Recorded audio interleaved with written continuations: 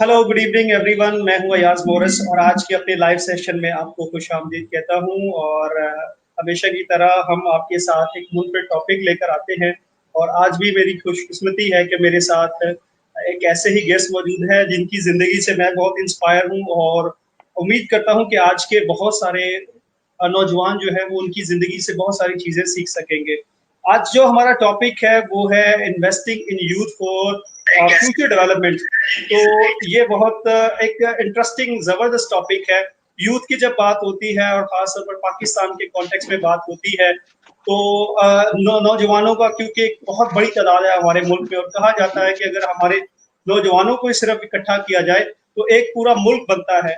तो मेरे लिए आज खुशकिस्मती की बात है कि मेरे बहुत अच्छे दोस्त और हम सब के लिए बहुत ही नौजवानों के मशवरा जनाब राशिद आमिर मौजूद हैं हमारे साथ। उनका एक बड़ा लंबा चौड़ा प्रोफाइल है और मैं उसको थोड़ा सा डिस्कस करता ये चलूँ कि आमतौर पे मैंने देखा है कि बहुत सारे नौजवान जिंदगी में जाते हैं वहाँ मुख्तलिफ जो है वो वहाँ से क्या कहते हैं डगमगाते हैं, फिर अपनी लाइफ का तयन करते हैं कि उन्होंने जिंदगी में ये मकसद हासिल करना है। लेकिन राशिद के हवाले से ये मैं कहूँगा कि वो शुरू से ही अपने ट्रैक पर थे और उन्होंने अपना ऐसा ट्रैक पकड़ा कि वो अपने ट्रैक पर चलते गए और आज वो बड़ी कम उम्र में ये सारी अचीवमेंट्स उन्होंने हासिल की हैं। तो राशिद, सबसे पहले तो थैंक यू सो मच और welcome to the show. Thank you Ayaz, आपका क्या आपने दावत दी। थैंक यू सो मच और बहुत अच्छा लगा कि आपने बहुत सारे लफ्ज़ बोले। बस इस तारीफ के काबिल मैं नहीं हूँ, खुदा की वजह से ये सब कुछ है, फिर वालिदैन की दुआएं हैं। लेकिन thank you so much for inviting me for your cast. It's lovely. Thank you Nazim. आपको बताते चले कि राशिद इस वक्त यूएई में है और यूएई से लाइव है हमारे साथ। तो हम इस प्रोग्राम में पहले तो उनके साथ गुफ्तगू करेंगे, उनकी थोड़ी सी लाइफ के हवाले से बातचीत होगी, देन फिर हम उनसे सवाल भी करेंगे। और आप भी इस सेशन में हमें ज्वाइन कर सकते हैं, अपने सवालात हमें भेज सकते हैं। और इसके साथ साथ जो है वो आप जो अपना फीडबैक है वो भी हमें दे सकते हैं। और आपकी पार्टिसिपेशन भी प्रोग्राम में बहुत ज़रूरी है क्योंकि उससे हमें तसल्ली मिलती है और हमें ये अंदाजा होता है। और मैं अपने तमाम देखने वालों को जो पाकिस्तान में, पाकिस्तान से बाहर भी देख रहे हैं, आप सबको भी खुशामदीद कहता हूँ। राशिद, जैसे हमने ये टॉपिक जब सिलेक्ट कर रहे थे, यूथ की बात हो रही थी और आप भी नौजवानों में से हैं, क्या समझते हैं आप? सबसे पहले, इससे पहले तो हम बाद में जाएंगे, पहले मैं सबसे चाहूंगा कि आपकी जिंदगी की जर्नी कैसे शुरू हुई है, थोड़ा सा बताएं कि आपने जिंदगी में क्या क्या जो चैलेंजेस हमको फेस किया और आज आप जिस मुकाम पे हैं, कितना अपने आप से सेटिस्फाई है? मतलब सवाल आपने एक सेंटेंस में काफी सारे पूछे। मैं कोशिश करता हूँ कि मैं बिल्कुल स्टेप बाय स्टेप चलूँ। बिल्कुल ऐसे ही। मैं मतलब एक बहुत मिडिल क्लास फैमिली से हूँ, लेकिन अच्छी तरबियत माँ बाप की। और मैं इसमें कहने में कोई शर्म महसूस नहीं कर रहा कि मेरी पिटाई बढ़ी हुई है। मतलब आई रियली ऑनेस्ट, जहाँ जहाँ जरूरत पड़ी वहाँ फाइन ट्यूनिंग की गई है। और and I owe lot to my mother and father on this, कि जहाँ तरबियत जो है, इवन तो अगर आप थैंक यू ना बोलें उस पर भी डांट पड़ती थी। तो सही। इट्स जस्ट लाइक के जहाँ जहाँ जरूरत पड़ी है वहाँ वहाँ हुआ है।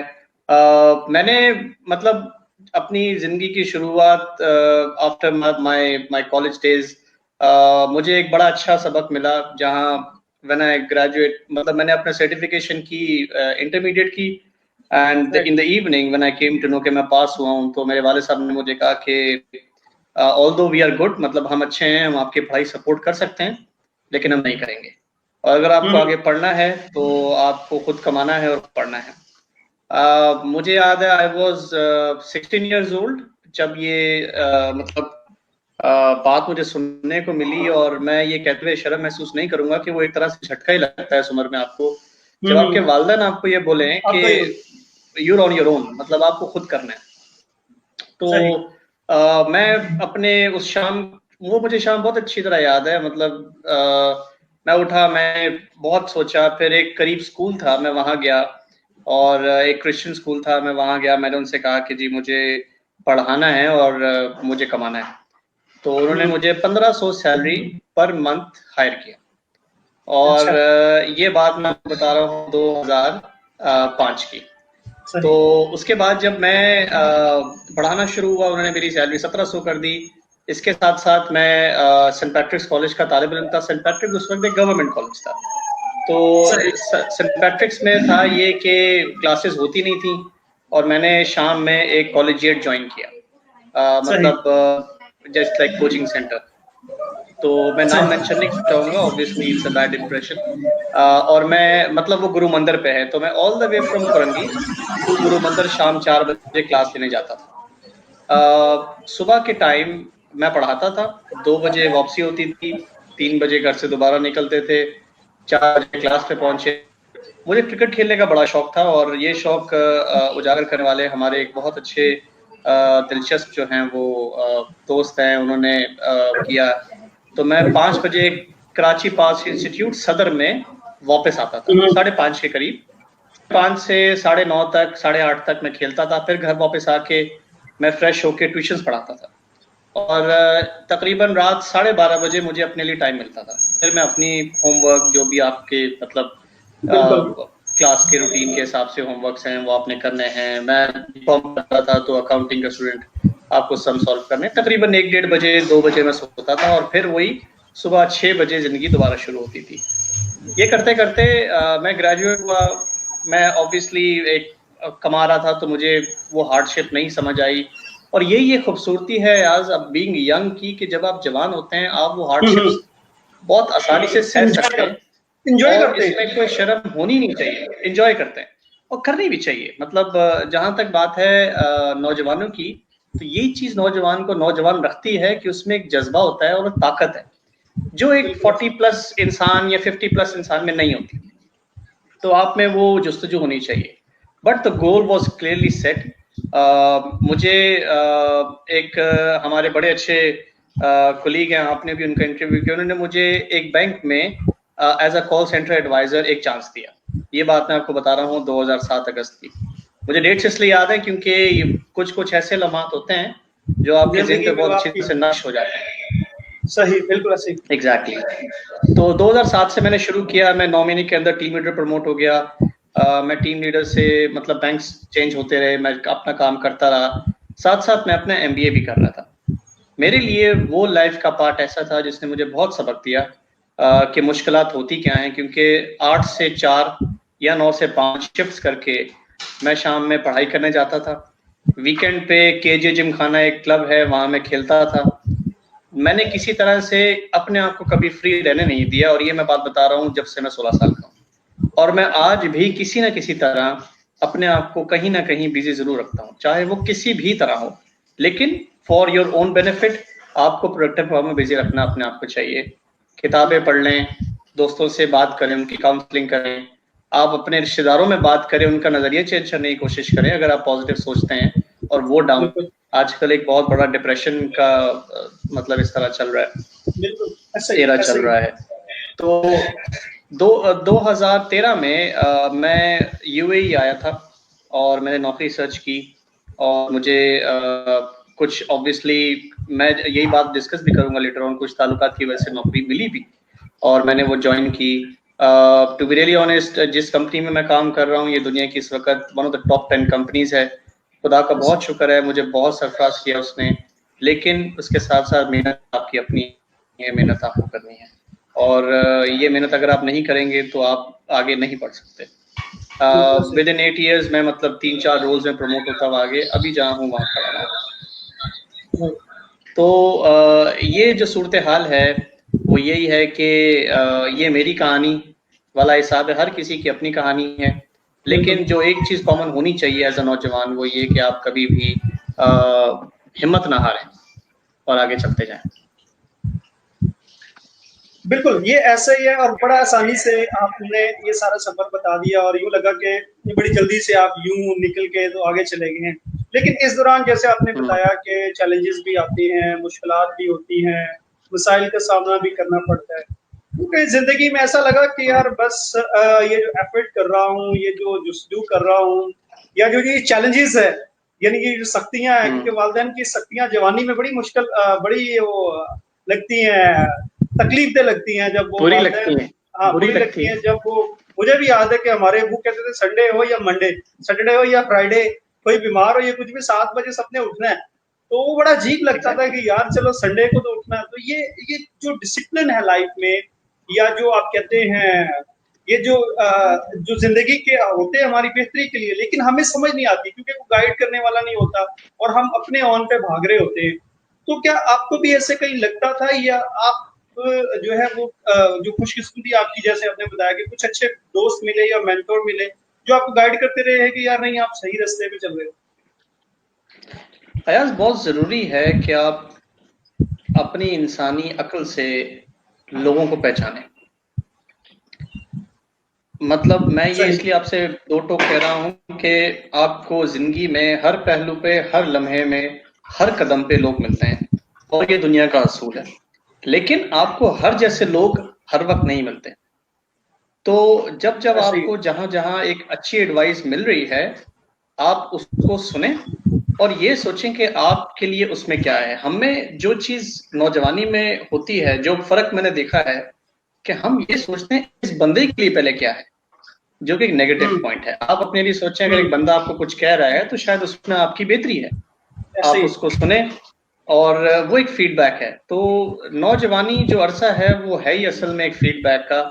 आप फीडबैक लें, और क्योंकि हम नौजवान होते हैं तो हमें लोग हर तरह से फीडबैक देते हैं। बिल्कुल। सही नहीं चल रहे, सही चलो। पढ़ाई नहीं कर रहे, पढ़ाई करो। इससे सही। बात नहीं करो, उससे ये नहीं करो। मतलब ये फीडबैक बहुत स्ट्रेट होता है। मतलब अगर हम डिप्लोमेटिकली करें या प्रोफेशनली आ जाएं तो हम बोलेंगे अगर आप इससे बात नहीं करेंगे तो शायद ऐसा नहीं होगा। लेकिन ऐसा वालिदैन, दोस्त अहबाब, बुजुर्ग, बड़े, वो बड़े स्ट्रेट फॉरवर्डली बोलते हैं। तो अब उनकी बातें सुननी चाहिए और बहुत फायदेमंद होती हैं आपके लिए। तो मेरे ख्याल में जो सबसे पहली चीज है, being a youngster you have to be discipline. अब डिसिप्लिन बहुत वास्ट सब्जेक्ट है और ऐसे ये ही। बड़ा सब्जेक्टिव कैटेगरी है। कई लोग डिसिप्लिन कहते हैं कि मैं एक आर्टिस्ट हूं, अगर मैं 9 बजे उठूंगा या 12 बजे उठूंगा तो मैं, क्योंकि वो सोच नहीं सकता, ये उसके लिए है। तो everyone is different, but then discipline means doing the right things at right time, right है। It and it matters. या ठीक है, बिल्कुल, ये तो बहुत बहुत जरूरी है। नौजवानी, एग्जैक्टली। अच्छा, मैंने जैसे आपने वो कहा कि ये बहुत है, लेकिन अक्सर मैंने जो नौजवानों की तरफ से ये एक्सक्यूज है कि यार हमें सही टीचर नहीं मिले थे। सबसे पहले तो उनका होता है हमारे पेरेंट्स सही नहीं थे, उनको पढ़ना नहीं लिखता था, हमें घर पे माहौल नहीं मिला। एक उनका ये जो है वो रीजन होता है। दूसरा रीजन होता है यार हमें कॉलेज में अच्छे टीचर नहीं मिले थे। तीसरा ये होता है कि यार जिस हम कंपनी में गए थे हमारा बॉस सही नहीं था और उस वजह से हम जो है वो अपने करियर में आगे ग्रो नहीं कर सके। आप इस बारे में क्या कहते हैं? एनवायरनमेंट बनाना पड़ता है, एनवायरनमेंट आपको कभी नहीं राइट। मिलता। और ये चीज मैं आपको अपने पूरे तजर्बे से, जो मैंने 2007 से मतलब प्रोफेशनली शुरू करके और 2020 चल रहा है, मैं आपको ये बता रहा हूँ, ये एनवायरनमेंट आपको बनाना पड़ता है। हम लोग जो चीज नहीं करते वो चेंज एक्सेप्ट नहीं करते। तो सबसे पहली राइट। जो बात है, इन्वेस्ट अगर आपको अपने अंदर करना है तो आपको ये अपने अंदर फील जरूर करना पड़ेगा कि कुछ तब्दीली तो आप में अभी से होना शुरू होनी चाहिए। और अगर बिल्कुल। वो नहीं है तो क्या तब्दीली आप चाहते हैं कि हो जिससे आपको रिजल्ट्स मिले। मैं ये नहीं कह रहा कि नेगेटिवली तौर पे आप सोचें कि जी मुझे कुछ ऐसे काम करने पड़ेंगे। ठीक है, अगर आपका ज़मीर इजाजत नहीं देता और वो नेगेटिव है तो बिल्कुल ना करें। मैं अपने असूलों पे आज भी कायम हूँ, आप भी रहें। लेकिन इसका ये मतलब नहीं है कि आप पुश बैक करें उन चीजों को जो आपको बेहतर कर सकती हैं। बात वहीं आ जाती है फीडबैक की कि जहाँ फीडबैक मिलता है बड़ों से, बुजुर्गों से। मुझे याद है अजय, अयाज, मैं टॉपिक जाके आपसे शेयर करता हूँ। मेरे वाले साहब एक एग्जांपल देते थे, कहते हैं जब कोम्पल निकलती है, मिट्टी में से फूटती है, तो उसको आप कहीं भी सीधा कर सकते हैं। आप डंडी लगा के सीधा कर दें, आप उसे छोड़ दें तो वो अपनी डायरेक्शन में चली जाएगी, लेकिन दरख्त को आप नहीं मोड़ सकते। तो जो टाइम आपका है, that's between 12 to 21 years, that is the time जहां आपको अच्छी सोबत में रहना बड़ा जरूरी है। अच्छी बिल्कुल। सोबत है, अच्छे दोस्त, ठीक है, अच्छे कॉलीग्स। अगर आप चर्च के ग्रुप्स में हैं, कॉलीग्स बहुत मैटर करते हैं। और अगर आप चाहते हैं कि आप अच्छा बने तो आप अच्छा नजर भी आए और उनको भी अच्छा करें। अगर आप में लगता है कि जी आप अच्छी बात कर सकते हैं तो बिल्कुल करें। कई लोग उसको बहुत नेगेटिवली लेते हैं और मतलब इधर हवा में उड़ा दी, मजाक कर दिया, but then that should not set you back. That's the point.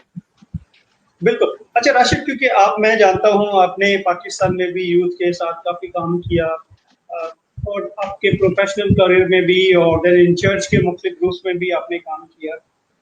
आप क्या समझते हैं कि नौजवानों की जब हम बात करते हैं तो बीइंग अ कम्युनिटी या सोसाइटी हम नौजवानों पे फोकस कितना करते हैं?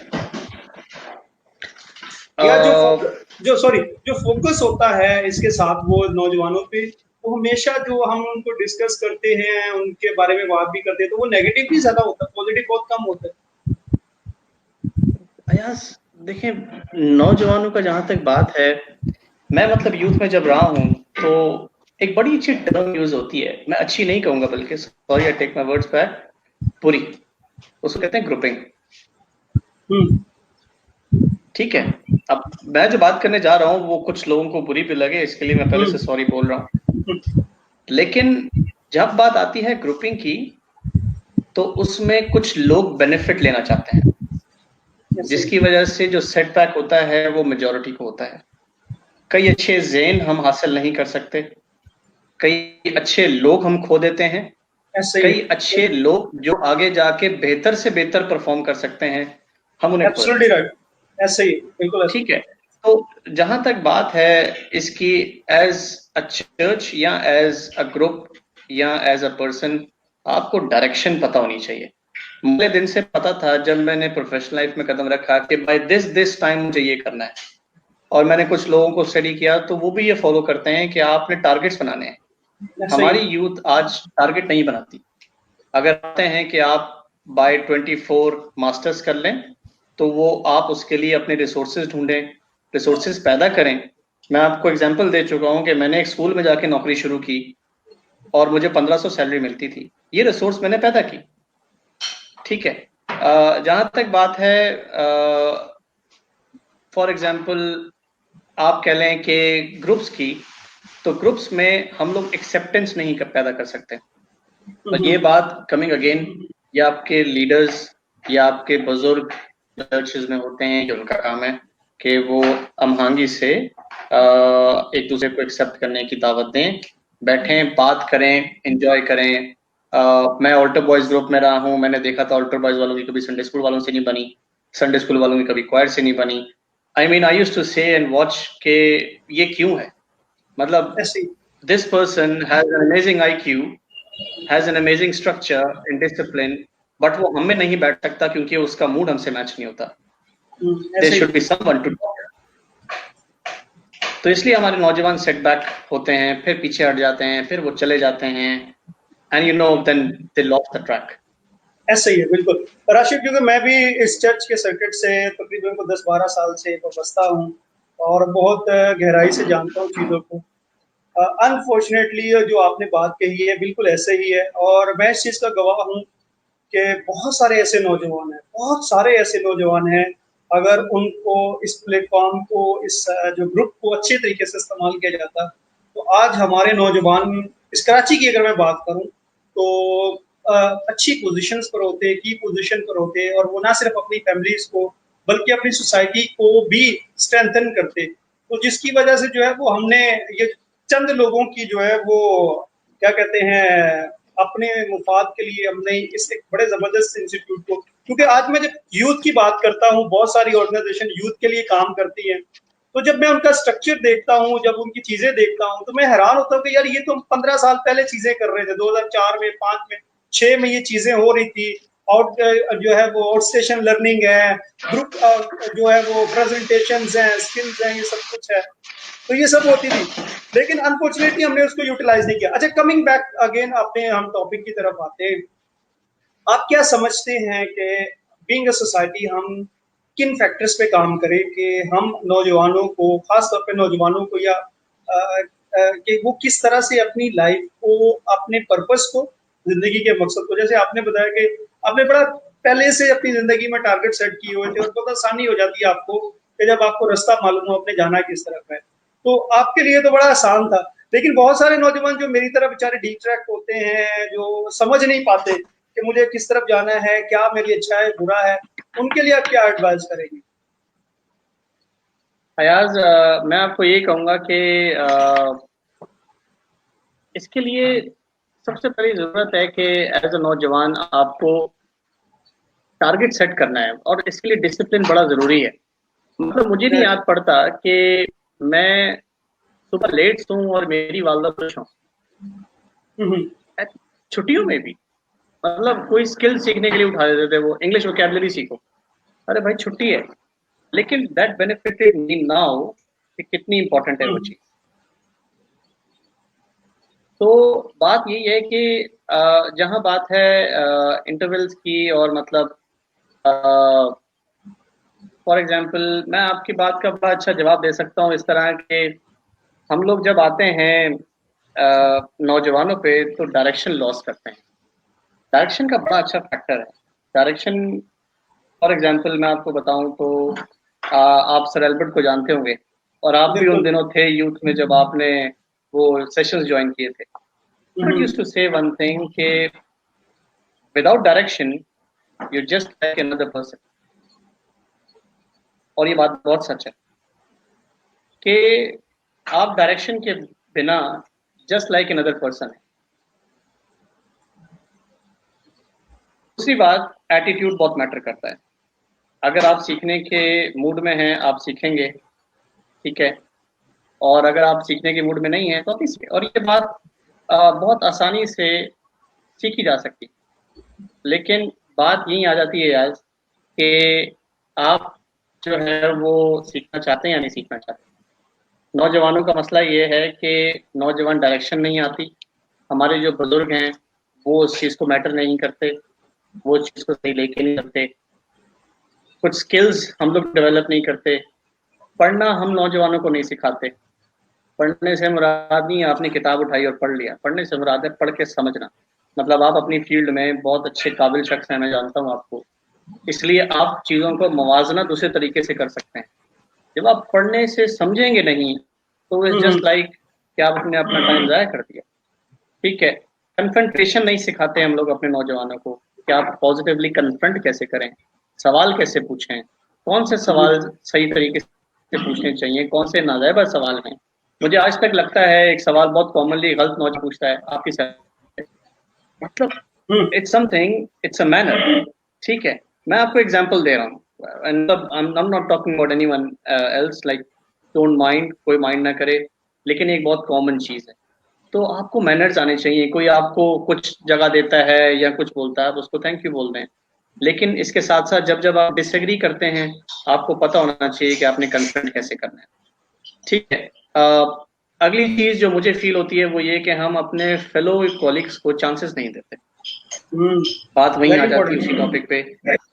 ठीक है, मैं एक चीज आपसे कहता हूं कि मैं जो कर रहा हूं मैं उसमें अच्छा हूं या नहीं ये मैं डिसाइड कर भी सकता हूं और अगला भी मुझे बता सकता है, लेकिन हर बार मैं हर चीज में अच्छा सकता।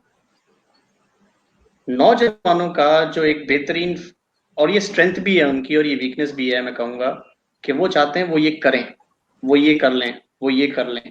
ऐसा नहीं होता। आपने एक चीज पकड़नी है जो आपको लगता है आपके प्रोफाइल से मैच कर सकती है, आप उसमें अच्छा परफॉर्म कर सकते हैं, उस पर काम करें। जो चीज आप अच्छी नहीं कर सकते मत करें। मैं मैथ्स में बहुत बुरा आज तक हूँ, मैंने कभी कोई मैथ्स वाला ऐसा सब्जेक्ट नहीं उठाया, मैंने नहीं पढ़ा क्योंकि मुझसे नहीं पढ़ा जाएगा। इंग्लिश लिटरेचर में अच्छा हूँ, मैं उर्दू में अच्छा हूँ, मैं वो किताबें आज भी पढ़ता हूँ। ये चीज आपको पता होनी चाहिए कि आप किस चीज में अच्छे हैं, और ये इंसान को पता होता है फ्रॉम डे वन। बिल्कुल ऐसा ही राशिद, मुझे जैसे मैंने कहा कि मैं जब आपको देखता हूँ खुशी होती है, लेकिन जब मैं अपने मोहल्लों में जाता हूँ, अपनी सोसाइटी में जाता हूँ, अपनी कम्युनिटी के बच्चों को, नौजवानों को देखता हूँ, और मुझे अंदाजा होता है कि इनमें बहुत पोटेंशियल है, बहुत चीजें हैं, लेकिन वही बात की वो रास्ता डायरेक्शन नहीं होती, तो बड़ा दुख होता है। और ये मेरा दुख, जब भी मैं किसी बड़े स्टेज पर जाता हूँ, ये दुख और ज्यादा बेचैन करता है, और ज्यादा जो है वो तकलीफ पहुंचाता है, अंदर से जो छोड़ता है कि यार कुछ ना कुछ इन नौजवानों के लिए करें।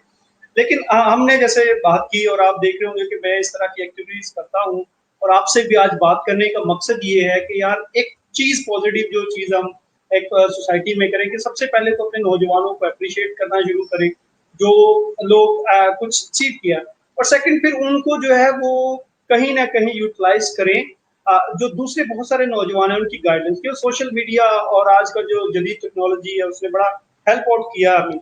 लेकिन क्या आप समझते हैं कि यार हम हैसियत कम्युनिटी कोई ऐसा सिस्टम डिवाइस नहीं कर सकते, या कैसे करें कि हम अपनी नौजवानों की हालत जो है वो बेहतर कर सके, क्योंकि बड़ा बुरा हाल है।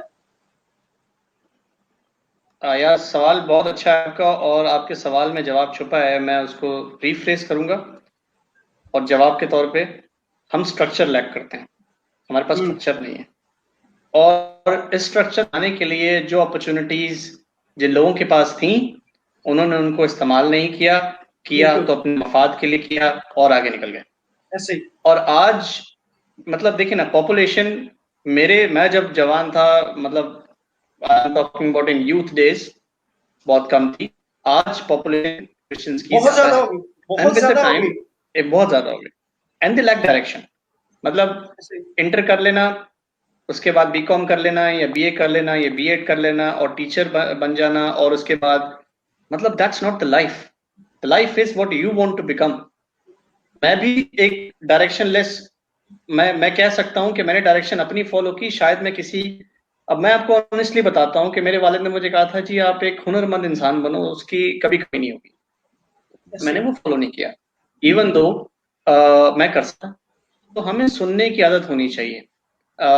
कमिंग टू द क्वेश्चन के स्ट्रक्चर लैक बहुत ज्यादा है। इस स्ट्रक्चर को बनाने के लिए I must request the people who are educated enough in Karachi or in Pakistan or in any city where they think they can do is to group together to make a positive change. मैंने एक idea दिया था कराची में दिसंबर में when I came down for vacations कि हमारे बच्चे ये शिकायत करते हैं और ये वजह है कि वो तालीम नहीं हासिल कर सकते, तो why not we make churches as tuition centers in the evening. Yes, that's true. We put each and every who is well educated only for 1 hour a day, or you know in a week आप उन्हें कहें कि 3 दिन पढ़ा दें आप। जब responsibility बटेगी तो फिर ही बनेगा। अब मैं अगर एक चीज में अच्छा हूँ, फॉर एग्जाम्पल मैं लॉजिस्टिक्स को देखता हूँ, या मैं डेंजरस गुड्स को देखता हूँ, और किसी ने उस बारे में नॉलेज लेनी है या उसको पास करना है, तो वो मुझसे रुजू करे। लेकिन मेरा ये काम है कि मैं उस टॉपिक को सिंसेरिटी से आगे पढ़ाऊं भी। मैं आपको ये एग्जांपल दे रहा हूँ, लेकिन फॉर एग्जांपल आप बीकॉम में देख लें, स्टैटिस्टिक्स है, अकाउंटिंग है, आप साइंस में चले जाएं, बहुत से टॉपिक्स हैं जो हमारे लोग लैक करते हैं। ऑब्वियसली हमारे फाइनेंशियल सिचुएशन हर किसी के बहुत अच्छे नहीं है, तो वो ट्यूशंस नहीं जा पाते, वो किसी एक्सपर्ट से नहीं पढ़ पाते। तो जो लोग हैं आपकी पैरिश में, आप उनसे फायदा उठाएं, ट्यूशन सेंटर्स दे दें 1 घंटे के लिए फॉर अ डे, आप क्लासेस सेलेक्ट कर लें और पढ़ा लें प्राइवेट। आज भी मुझे याद है कि कराची में, कराची बोर्ड की बात कर रहा हूँ, कि प्राइवेट एग्जामिनेशंस आज भी, we can work on it. तो स्ट्रक्चर बनाना बहुत जरूरी है। अगर आप अच्छी बेस नहीं देंगे तो आप एक अच्छे नौजवान पैदा नहीं कर सकते, और यही एक वजह है जो आज हो रही है। बिल्कुल ऐसा ही। और ये सिर्फ कराची में नहीं है, ये थोड़ी सी चीजें शायद हमारी दूसरी तरफ जा रही हैं, लेकिन मैं इनको जरूर पॉइंट आउट करना चाहूंगा कि मेरा जो एक्सपीरियंस है, मैं तकरीबन कराची के, पाकिस्तान के मुख्तलिफ डायसिस में जा चुका हूँ, विजिट कर चुका हूँ, और ना सिर्फ कैथलिक चर्च यानी दूसरे भी चर्चिस के साथ जो उनके यूथ के साथ इंटरेक्शन करते हुए मुख्तलिफ। लेकिन अनफॉर्चुनेटली सारी सिमिलर सिचुएशन यही है, एक तो बंदा जो है वो यूथ का हेड है, वो भी बेचारा अपने दिन पूरे कर रहा होता है, और वो यूथ से उसका ताल्लुक नहीं होता। और जो बात आपने कही कि ये चीजें, इस तरह का माइंडसेट, इस तरह की जो चीजें लोगों गाइड करना नौजवानों को, ये तो डायरेक्शन कहीं है ही नहीं है। तो बेचारे नौजवान, आप घरों के हमारे माहौल जानते हैं कि कैसे कैसी सूरत हाल है, फिर आप मोहल्लों की भी सूरत आप जानते हैं कि क्या है। तो एक चर्च जो बड़ा पॉजिटिव इंस्टीट्यूट है हमारे पास, जिसको हम यूटिलाइज कर सकते हैं, उसको भी नहीं किया। और अनकरीब मैं ऐसी कोई सूरत हाल भी नहीं देख रहा कि ऐसा कुछ होगा। जैसे आपने बात कही कि आप अपनी सर्विसेज ऑफर करते हैं, मैं हजारों दफा, हजारों स्टेजेस पे, हजारों लोगों को, अथॉरिटीज को कह चुका हूँ, लेकिन मजाल है किसी ने आज तक कहा होगा कि हम आपकी जो है वो ये खिदमात लेना चाहते हैं, ये बल्कि वो उनकी कोशिश ये होगी कि यार ये किसी तरीके से ये भी जो हमारी लाइन में आ जाए, ये पॉजिटिव, ये डिफरेंट क्यों सोचते हैं। ऐसे नेगेटिव इन्वायरमेंट में आप देखें कि पॉजिटिव जो इंसान लोग काम करना चाहते भी हैं, आपकी तरह बहुत सारे ऐसे लोग हैं। जब मैं उनके पास लास्टली मैं सर क्लिफर्ड के पास गया था और मेरी उनके साथ भी यही बात हुई थी, और उन जैसा प्रोफाइल पाकिस्तान में किसी बंदे का बहुत कम होगा क्रिश्चियंस का। एनी ऑफर इस सर्विसेज के, यार आप करो, इनिशिएटिव लो, हम आपके साथ हैं।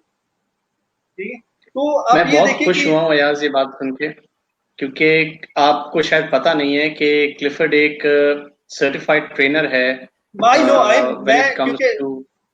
मैं इस इंडस्ट्री आप में बात हूँ कर और चुके मैं, होंगे अब तक। जी जी, हाँ, मैं वो सर बैंकिंग का एक सर्टिफाइड ट्रेनर है बिल्कुल एंड आई नो है, he gets paid on weekends. तो बिल्कुल अगर ऐसा वो ही है। अपना वीकेंड आपको देने को तैयार है as a community, you can hmm, just think कि वो अपने आप को मार के और अपने शायद कितना बच्चों का पेट काट के आपको दे रहा है कि जी आप बेनिफिट ले लें, बिल्कुल लेकिन हम ऐसा ही है। बेनिफिट नहीं ले रहे। मैं आपको बताऊं, हम एक ट्रेनिंग सेशन करवा भी चुके हैं, पूरा वीकेंड हमने वेरी जो नाइस। है वो उस पे सर्व किया है। लेकिन उसके बाद सही जो है। है वहां से, जिस पैरिश में हमने किया वहां से दूसरी कॉल नहीं आई हमें। तो ये कह रहा हूँ कि वो सारे इस तरह के बहुत सारे लोग हैं। लेकिन अनफॉर्चुनेटली जो मेरा दुख है, और मैं उस दुख में अक्सर आप जैसे लोगों को शरीक करता हूँ कि यार ये सूरत हाल तो बड़ी खतरनाक है। चलो हम तो निकल गए किसी तरीके से, लेकिन जो दूसरे बहुत सारे नौजवान हैं वो कैसे निकलेंगे। अच्छा, अगेन जब हम ओवरऑल पाकिस्तानी कम्युनिटी की बात करते हैं, एक पाकिस्तानी कौम की बात करते हैं, वहां में भी सूरत हाल ऐसी है।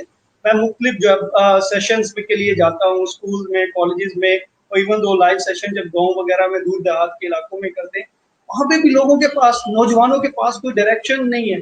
और मायूसी इतनी है, फ्रस्ट्रेशन इतनी है कि आप यकीन करें कि ये अंदाजा होता है कि यार ये नौजवान जिनको तो अभी ख्वाब देखने हैं, जिनको तो अभी नींद नहीं आनी चाहिए कि यार मेरा ये सपना, ड्रीम है, ये इतनी जल्दी से इतने फ्रस्ट्रेटेड हो गए।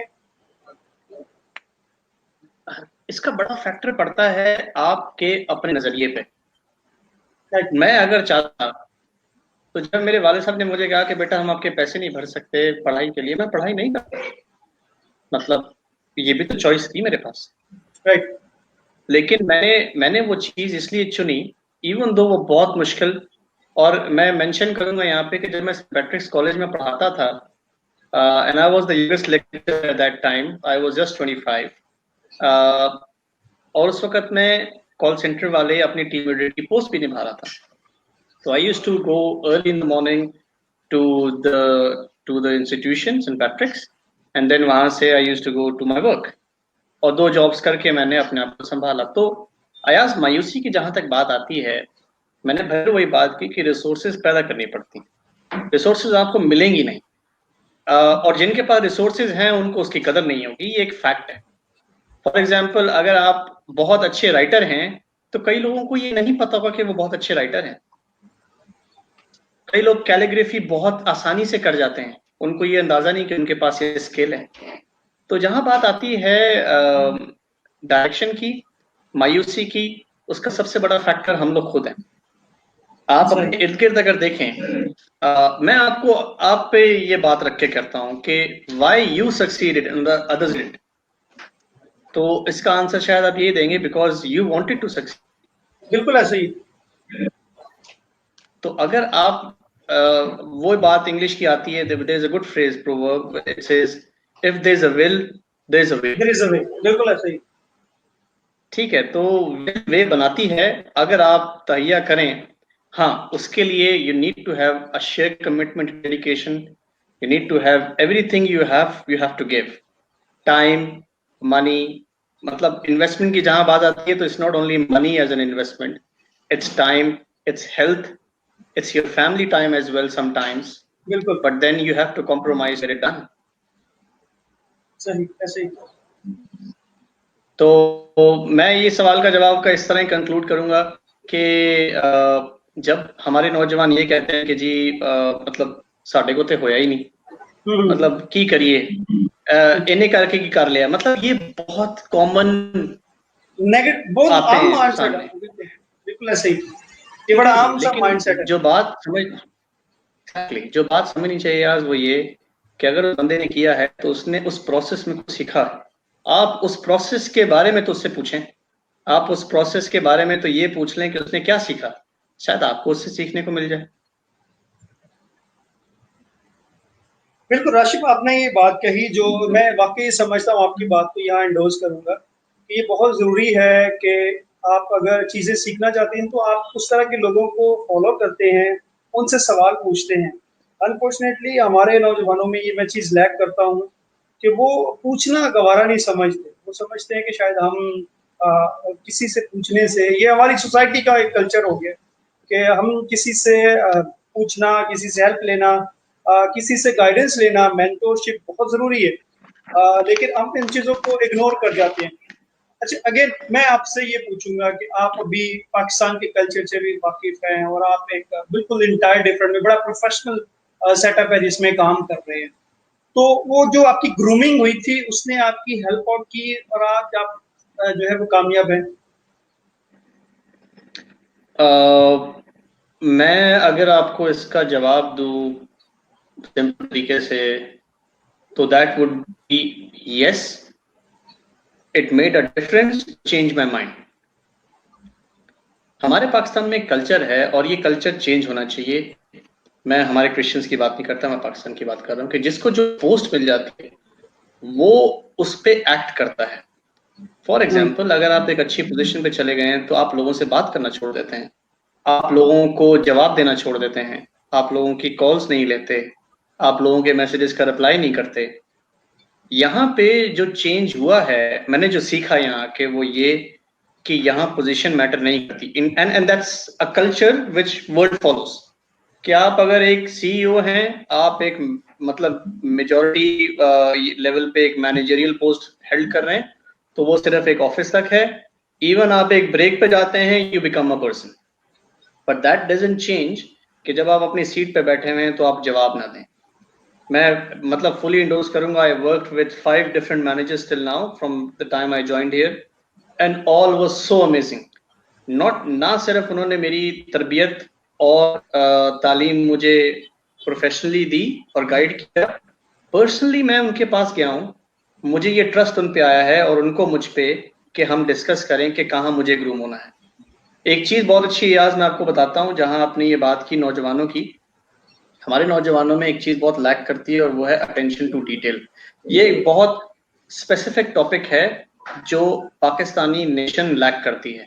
हम लोग डिटेल में नहीं जाते, हमने जो सुन लिया हम उसे मान लेते हैं, सही। फैक्ट्स को परसू नहीं करते, उनके बारे में वेटेज नहीं निकालते। एंड मतलब मैं कहता हूं कि आपके और मेरे जमाने में जब हम बड़े हो रहे थे, when we were like 20s, तब तो शायद फेसबुक या गूगल पे इतना मवाद नहीं ऐसा था, कुछ लेकिन अब तो है। इंटरनेट भी नहीं था शायद। हमें तो शायद किताबें पढ़नी पड़ती थी, जाके लाइब्रेरी जाके किताबें छाननी पड़ती थी, जिसके लिए लाइब्रेरी कार्ड बनाना पड़ता था, पैसे देने पड़ते थे। लेकिन आजकल तो हर चीज अवेलेबल है। तो आप अटेंशन टू डिटेल सीखें। स्किल्स सीखना आज के जमाने में मुश्किल है नहीं, क्योंकि हर चीज आपको सिखाई जा सकती है अगर आप सीखना चाहते हैं तो।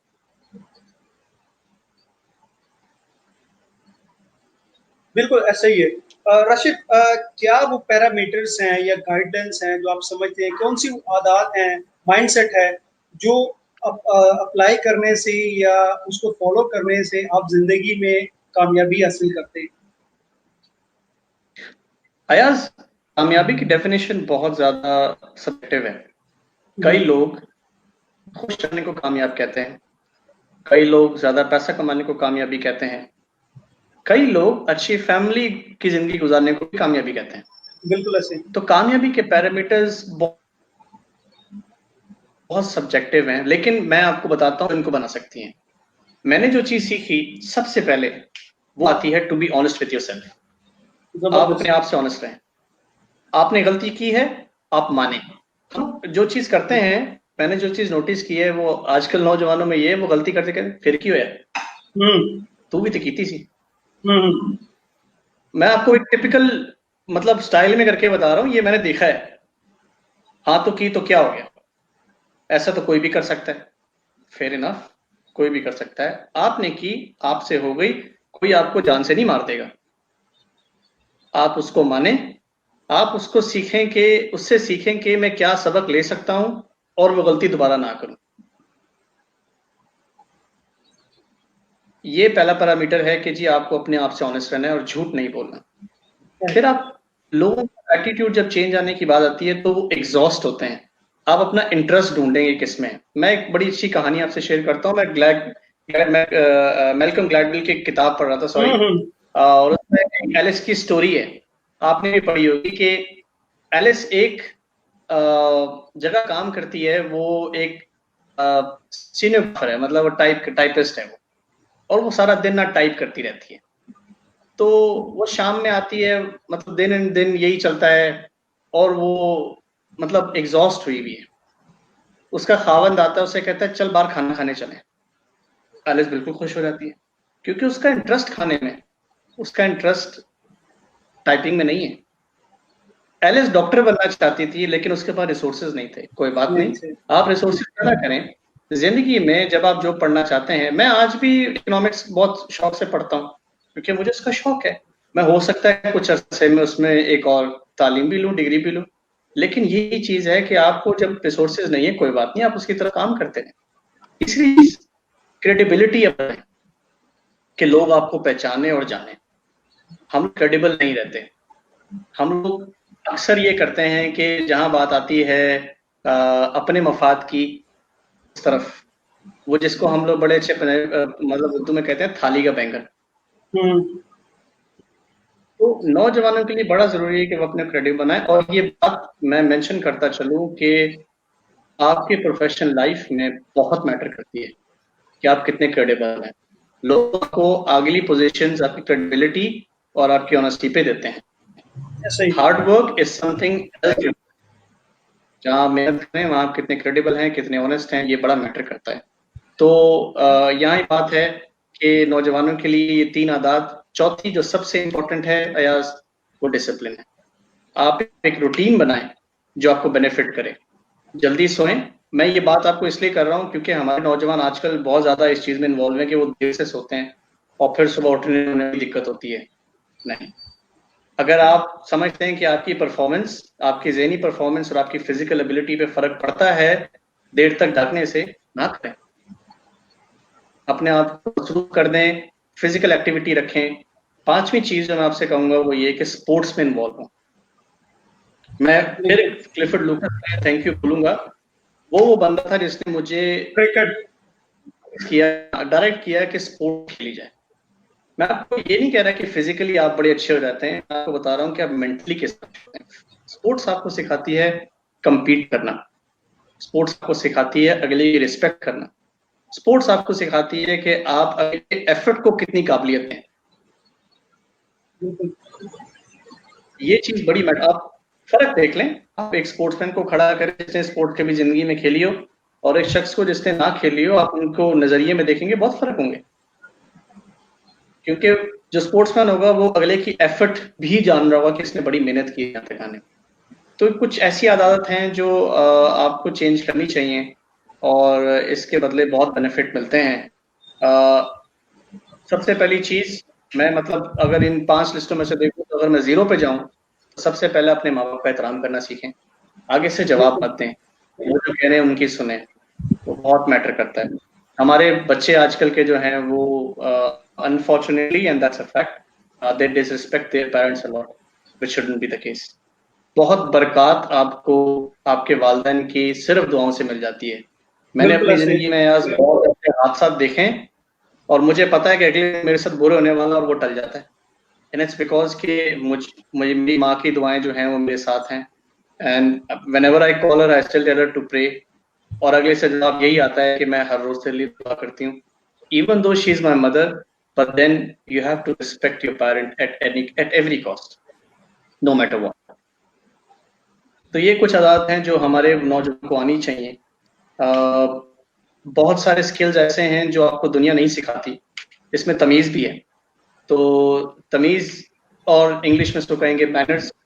मैनर्स आपको जो हैं वो आने चाहिए। आप मैनर्स यूट्यूब पे डालें and you get millions of videos what manners are about.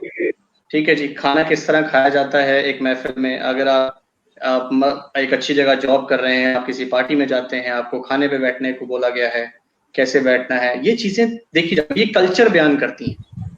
मतलब मैं बड़े ऑफ द टॉपिक जाके एक बात आपको करता हूँ। मैं एक दफा खाना खा रहा था, तो एक बंदे ने मुझे देख के बोला वहां पे, and he was from different nationality, कि ये पाकिस्तानी होगा। तो मैंने उससे पूछा, मैंने कहा कि why you saying that, and he said because he makes noise while eating. And it came back really hard on me कि ऐसा क्यों है। हम लोग कभी कभी जब महफिलों में बैठते हैं, हम ये भूल जाते हैं कि उसके तकाजे क्या हैं। महफिलें डिफरेंट हो सकती हैं, दोस्तों के साथ फेयर इनफ एंजॉय करें, शोर शराबा मचाएं, but when you are somewhere professional, you have to respect that. बिल्कुल जबरदस्त राशिद। दो सवाल और पूछूंगा आपसे। एक तो सेल्फ बिलीव कितना जरूरी है इंसान की जिंदगी में कामयाब होने के लिए। और दूसरा सवाल? दूसरा जो है वो मैं आपसे पूछूंगा कि कॉन्फिडेंस कैसे आता है, क्योंकि I am really fan of your confidence और आपकी कम्युनिकेशन का। कि ये आज की बात नहीं है, शुरू से ही यू वर वेरी कॉन्फिडेंट। आप जो भी बात करते थे, जो भी जो है वो कोई आर्गुमेंट है, मैं उसको आर्गुमेंट नहीं कहूंगा, जो पॉइंट रेज करते थे वो बड़ा कॉन्फिडेंट लगता था, और लगता ये था कि यार ये बंदा जो बात कर रहा है ना बड़े वसूख के साथ कह रहा है, तो वाकई सच होगी। तो ये बड़ी आपकी बॉडी लैंग्वेज, जब आप कॉन्फिडेंट होते हैं, आपकी कम्युनिकेशन अच्छी होती है, और आपकी बॉडी लैंग्वेज जो है वो इट्स मैटर्स, और आप जिस सेटअप में हैं यू रियली आप इस चीज को जानते हैं। तो ये मुझे बताएं कि आपने ये कैसे ये गेन किया, ये कॉन्फिडेंस, सेल्फ कॉन्फिडेंस, ये कितना मैटर किया, आपने कैसे किया? फिर ये अपना जो है वो बॉडी कॉन्फिडेंस और कम्युनिकेशन की स्किल जो है वो ये कैसे आपने इम्प्रूव की? वेल, मैं सबसे पहले आज ये कहूंगा कि you were the only guy if I remember very correctly, you and Riyasat and few other guys जो ये कमांड रखते हैं सेल्फ बिलीव कॉन्फिडेंस पे। मतलब आई एम नॉट मतलब बटरिंग यू, या ये कि आप मुझे होस्ट कर रहे हैं तो मैं इसको बोलूं। And I learn lot of things from you guys, but coming back to your question, self believe starts within your mind and heart, जिसे हम कहते हैं सिंक होना। बात वहीं आ जाती है, it brings to the topic again, कि आपने जब इन्वेस्टमेंट करनी है तो आपको ये पता होना चाहिए कि आप इन्वेस्टमेंट करनी की चीज में है और किस चीज की इन्वेस्टमेंट है। फॉर एग्जाम्पल, मुझे याद है कि मैं जब आगे बढ़ रहा था तो मुझे बहुत ये चीज सीखने को मिलती थी कि body language matters, and I started to search. किताबें पढ़ना शुरू हुआ, मैं उस पर सर्च करना शुरू हुआ, मैं लोगों से बात करना शुरू हुआ कि बॉडी लैंग्वेज होती क्या है। तो आप इंटरव्यूज में जाते हैं और अगर आप एक बड़े पैनल के सामने बैठे हैं, उसमें एक बंदा साइकेट्रिस्ट भी बैठता है। He doesn't speak, he doesn't ask, but the only thing he does is notice your body language. Body language बिल्कुल ऐसे ही। ठीक है, इसको सेल्फ बिलीफ की अगर मैं पहले मैं सेल्फ बिलीफ का जवाब देता हूँ। सेल्फ बिलीफ आता है आपको अपनी डायरेक्शन से। मैं यही दोबारा कहूंगा कि डायरेक्शन आपको 70-30 वाला हिसाब है। 70% आप खुद डायरेक्शन देते हैं अपने आप को, लेकिन आपको ये पता होना चाहिए कि मुझे कहाँ कहाँ कैसे कैसे करना है। मुझे एक अच्छी तरह एक लेक्चर याद आ रहा है जो मैंने सेंट पैट्रिक्स में दिया था, लॉ की क्लास थी। मुझसे ये सवाल पूछा गया कि सर हम डायरेक्शन कैसे लें। तो मैंने उस बीकॉम पार्ट फाइनल की बात है, तो मैंने उनको ये कहा था कि आप एक चार्ट बनाएं, उस चार्ट पे आप लिखें कि आपको 6 महीने में अचीव क्या करना है रियलिस्टिकली। फॉर एग्जाम्पल, मुझे 6 महीने में एक मतलब वर्बल कम्युनिकेशन पे कोर्स करना है। कई लोग 3 महीने में कर सकते हैं। आप अपने आप को रिलैक्स रख के चलें, आप 4 महीने में कर लें, 6 महीने में कर लें, साल में कर लें, बट करें। वो चार्ट आपके कबर्ड पे जहां आप रोजाना देखते हैं वहां लगा होना चाहिए ऐसे ही। दैट शुड रिमाइंड यू कि सेल्फ बिलीफ पाने के लिए मैंने अपने आप को डायरेक्ट किया है और मैं इसको फॉलो करूं। जब आप ये करना शुरू करते हैं आज, तो आप नेक्स्ट लेवल पे आते हैं जिसको हम कहते हैं कॉन्फिडेंस। क्या आप कॉन्फिडेंट होना शुरू होते हैं, okay I am gonna do it, this is the way I am gonna teach my self. तीसरी चीज, बॉडी लैंग्वेज आपको कॉन्फिडेंस से ही आती है। आप ऐसे कभी नहीं देखेंगे लोग जो मुतरादिफ हों, जो कॉन्फिडेंट ना हो और उनकी बॉडी लैंग्वेज अच्छी हो।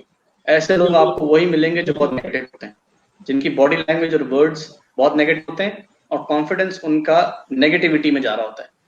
तो अगर आप एक पॉजिटिव इंडिविजुअल हैं और रहना चाहते हैं, आपको ये चीज बहुत मैटर करनी चाहिए कि आपने अपने आप से सीखना क्या है, और इसके लिए आजकल के जमाने में सीखना मुश्किल नहीं है। I can name I think 5 websites I know where they teach free online courses. मैं भी कभी एब्सोल्युटली कभी राइट, जाता हूँ, करता हूँ उसमें। ठीक है, आप भी, मैं देखा अपनी फेसबुक पे पोस्ट करते रहते हैं कि जी यहाँ से आप सीख लें, यहाँ से सीख लें। बिल्कुल ऐसे तो जिसने सीखना है वो सीख सकता ऐसे ही। है। उसके अलावा फिर यही है कि आप वो सीखेंगे तो आप नेक्स्ट लेवल पे जाएंगे, which is the confidence level. मैं आपको एक बात ऑफ द टॉपिक जाके बता दूं कि जब आप लोग यूथ में हम ग्रुप्स में बैठते थे और मुझे जब टॉपिक पता चलता था तो मैं एक रात पहले डिक्शनरी से स्टार्ट करता था। डिक्शनरी खोल के मैं देखता था कि इसका मीनिंग क्या है, ये किन किन जगह इस्तेमाल हो सकता है, ये वर्ड इन्वेंट कब हुआ था, मतलब ये कब यूज होना हुआ। तो जब टॉपिक स्टार्ट होता था, ऑफन यू हैव सीन के मैं खड़ा होता था, मैं बोलता था ये वर्ड अब इस तरह शुरू हुआ, इसको यहाँ पहली दफा बोला गया, एंड दैट स्टार्टेड। तो रिसर्च वर्क आपको खुद करना है, और आई थिंक इन चीजों को करने के लिए you can only blame yourself if you not done it. बिल्कुल ऐसे ही, ऐसे ही। अच्छा, एक जो चीज है वो, जो हमारा टॉपिक है, investing in youth for future development. नौजवान अपने आप में किन एरियाज में इन्वेस्ट करें, और क्या वो इन्वेस्ट, क्योंकि हमारे यहाँ इन्वेस्ट का जरा कॉन्सेप्ट नहीं है कि अपने आप पे इन्वेस्ट करना, या अपनी जो है फ्यूचर के लिए आज से ही अपने आप पे इन्वेस्ट करना, ताकि आप फ्यूचर में जो है वो रिटर्न समय जो है वो उसको ले सके। तो क्या कौन से एरियाज आप समझते हैं कि जिनमें इन्वेस्ट करने की जरूरत है, ताकि आप अपना फ्यूचर जो है वो उसको सिक्योर कर सकें? देखिए, सवाल आपके दोनों तरफ किए जा सकते हैं, प्रोफेशनली भी और पर्सनली भी। यस, पर्सनली आपको इन्वेस्ट करना चाहिए अपने आप को तरबियत में। राइट, राइट, मैं फिर वही कहूंगा कि it starts with the basics, discipline. Basic, आप डिसिप्लिन जब लेते हैं तो आप समझते हैं कि कितनी एफर्ट लगती है।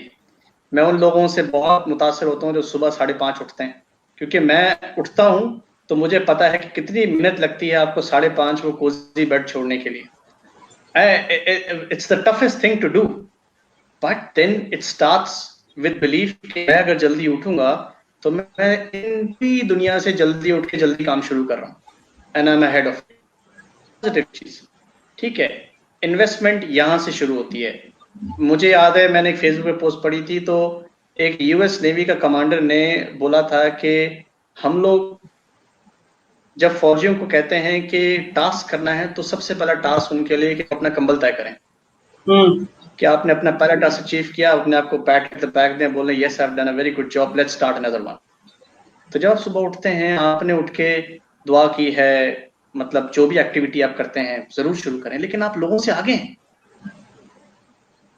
तो इन्वेस्टमेंट आप शुरू कर दी, पहला स्टेप आपने ले लिया।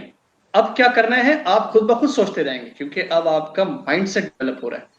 लेकिन अगर आप उठेंगे देर से तो आप दुनिया से लेट उठे। आप अपना मोबाइल खोलेंगे, फेसबुक देखेंगे और बोलेंगे ओ दुनिया तो ये हो गया, ये न्यूज आ गई, and then you go right, and head off to your work or university or whatever you do, and then the topic starts and you say oh मैं तो पढ़ा ही नहीं यार, मैं आज लेट उठा, तबीयत सही नहीं थी, जो भी आप कहना चाहें। प्रोफेशनली इन्वेस्टमेंट आपको अपने अंदर करनी है रखते हुए फील्ड में। मुझे बहुत अच्छी तरह याद है, मेरे सगे मामू डिस्ट्रिक्ट सेशन जज रहे हैं, और मैं जब भी कराची जाता हूँ मैं उनसे जरूर मुलाकात करता हूँ, और हमारी बैठ के बहुत देर तक गपशप लगती है। अब वो रिटायर्ड हैं, और वो मुझे ये कहते हैं कि आपको अगले 10 साल के बाद वाली फील्ड उठानी है। फॉर एग्जाम्पल, आज के जमाने में artificial intelligence in the coming बहुत नेक्स्ट 10 years बूम करने वाली है। मतलब if you ask a teenager he will tell you कि सब कुछ जो ना वो ऑन द लाइन होने वाला है, ऐसे ही। Online and on the line, मतलब it's just a matter of click. So अगर आप अपने अपने में इन्वेस्ट करना चाह रहे हैं, आर्टिफिशियल इंटेलिजेंस के फ्री कोर्सेज करना शुरू कर दें। बहुत जल्दी हमारे पाकिस्तान में ये रिकग्नाइज कई यूनिवर्सिटीज कर चुकी हैं, कई कर रही हैं।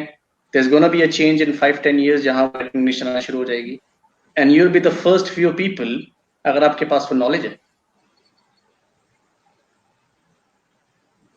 तो मैं आपको एग्जांपल दे रहा हूँ, ये चीजें कभी, अब आर्टिफिशियल इंटेलिजेंस एक दफा डेवलप होगी तो उसमें एनहांसमेंट ही होगी, वो कभी बैकवर्ड नहीं जा सकती। बिल्कुल ऐसे। तो ये वन ऑफ द फील्ड मैंने आपको बताई। आगे नौजवान सर्च कर सकते हैं डिफरेंट चीजें। फूड एंड बेवरेजेस, इंसान कभी खाना खाना नहीं छोड़ सकता, तो उसको इम्प्रूव कैसे किया जाए, ये आप अपने पढ़ सकते हैं। काशी यूनिवर्सिटी कोर्सेज करवाती है, डिग्रीज भी हैं इसमें, ठीक है। डाउ यूनिवर्सिटी ऑफ हेल्थ साइंसेज आपको न्यूट्रिशन पढ़ाती है। आप उस फील्ड में बढ़ना चाहते हैं, बिल्कुल करें। हर इंसान आजकल ओबीस है, मोटापे की तरफ बढ़ रहा है, स्ट्रेस की वजह से, मतलब स्ट्रेस से दो चार है। आप साइकेट्री पढ़ें, साइकेट्रिस्ट बने, बहुत कुछ कर सकते हैं। But the thing is what you want to do. So the problem again starts, and the solution is what I want to do. So, and you have to pick and pick only one.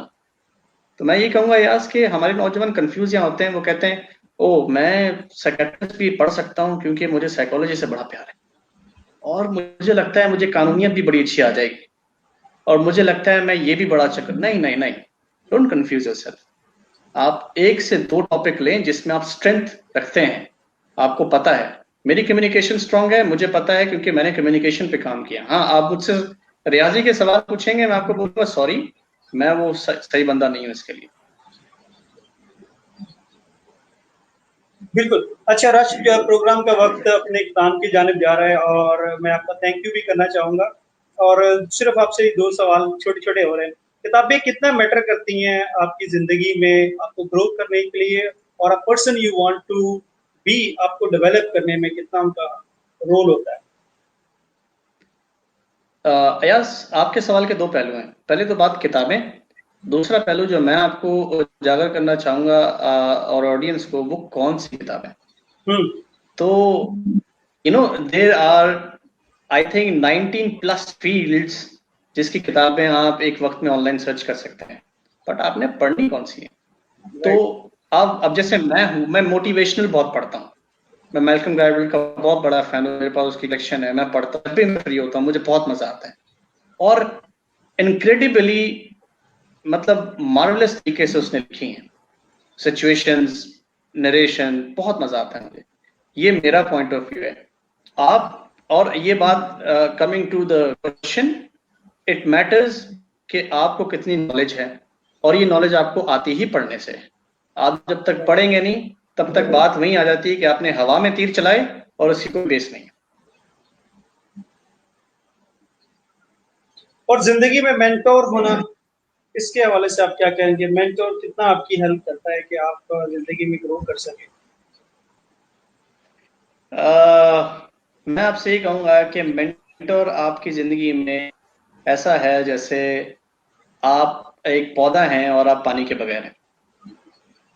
ये शायद मेरे लिए इससे बढ़कर मिसाल नहीं है, क्योंकि मेंटोर ही वो शख्स है जो आपको एज अ पर्सन बना सकता है।